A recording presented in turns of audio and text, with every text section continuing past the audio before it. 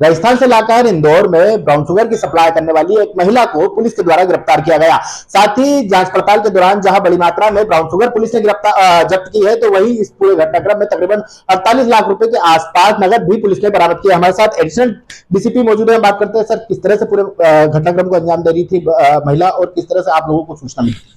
और देखिए, लगातार जैसा कि आपको विदित है कि लगातार अवैध मादक पदार्थों के खिलाफ जीरो टॉलरेंस के तहत पुलिस कमिश्नर इंदौर श्री संतोष कुमार शीर्षक के द्वारा लगातार सभी कमिश्नरेट के सभी थानों को इस मादक ड्रग्स के खिलाफ, अवैध ड्रग्स के खिलाफ लगातार कार्रवाई करने के लिए ऑलरेडी निर्देशित किया गया है। इसमें लगातार कार्रवाई चल भी रही है।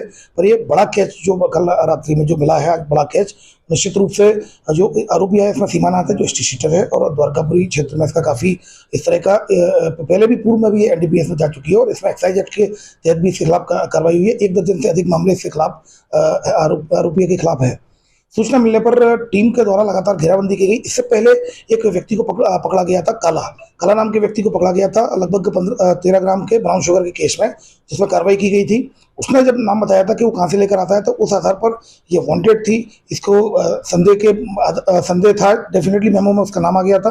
उसको वेरीफाइड किया गया टेक्निकल एविडेंसेस के आधार पर, ग्राउंड इंटेलिजेंस के आधार पर लगातार टीमें इसमें प्रयास कर रही थी और कल एक बड़ी कार्रवाई की गई है, जिसमें लगभग 516 ग्राम ब्राउन शुगर और 48,50,000 रुपए कैश मिले हैं। मैं आपको ये बताना चाहूँगा 8/21 एनडीपीएस एक्ट के तहत केस रजिस्टर्ड किया गया और जो कैश मिला है, अगर आप कैश को देखेंगे तो 18,100 नोट थे। तो जो नोट थे वो 200, 500 और 100 के नोट थे। तो ये नोटों की इतनी बड़ी संख्या थी कि इसके लिए नोटों की मशीन बुलानी पड़ी।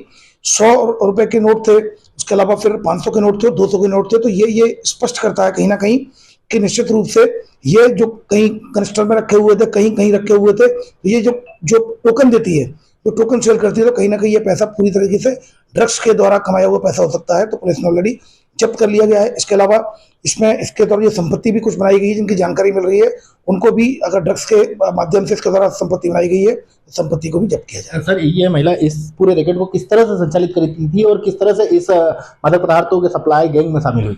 देखिए, ये बहुत बड़ा कैच है, जैसा कि मैं कहना चाहूँगा। और उसके यहाँ जिस तरीके से सूचना में मिल रही थी कि वो लगातार 10 ग्राम, 20 ग्राम, 25 ग्राम, 30 ग्राम इस तरह के ग्राहक उसके पास आते थे और कई बार वो पुड़िया बनाकर 1 पुड़िया, 2 पुड़िया, 600 से रुपये, 800 रुपये या 1000 रुपये तक, जैसा कि ग्राहक फंस जाए, इस तरह से वो करती थी। और निश्चित रूप से इस अवैध कमाई से वो लगातार इसने काफ़ी पैसा कमाया। और जैसा कि मैंने आपको बताया कि नोट ही इतने ज़्यादा थे, इससे स्पष्ट होता है जितनी चिल्लर में जो नोट थे, तो कहीं ना कहीं वो जो ड्रग्स बेचने में ही इसके द्वारा कमाए गए। सर, कहाँ से लाती थी ड्रग्स की जानकारी लगी? ये पूरी राजस्थान से, जैसा कि मैंने बताया गया कि राजस्थान से ये पूरा नेटवर्क जो लिंक है, अगला लिंक है जो राजस्थान में है, उससे और पूछताछ की जा रही है। पूछताछ के बाद उन पर भी कार्रवाई की जाएगी। फिलहाल इंदौर क्राइम ब्रांच के एडिशनल डीसीपी ने साफ तौर पर कहा कि ये एक बड़ी कार्रवाई है और कार्रवाई के दौरान इस पूरे घटनाक्रम में जो महिला पकड़ी गई है उसके द्वारा कुछ और जानकारियां भी दी जा सकती है। तो आने वाले दिनों में इस पूरे रैकेट में जो राजस्थान के ड्रग्स तस्कर है उनको भी पुलिस गिरफ्तार कर सकती है। इंदौर से टीवी 9 भारत वर्ष के लिए संदीप मिश्रा।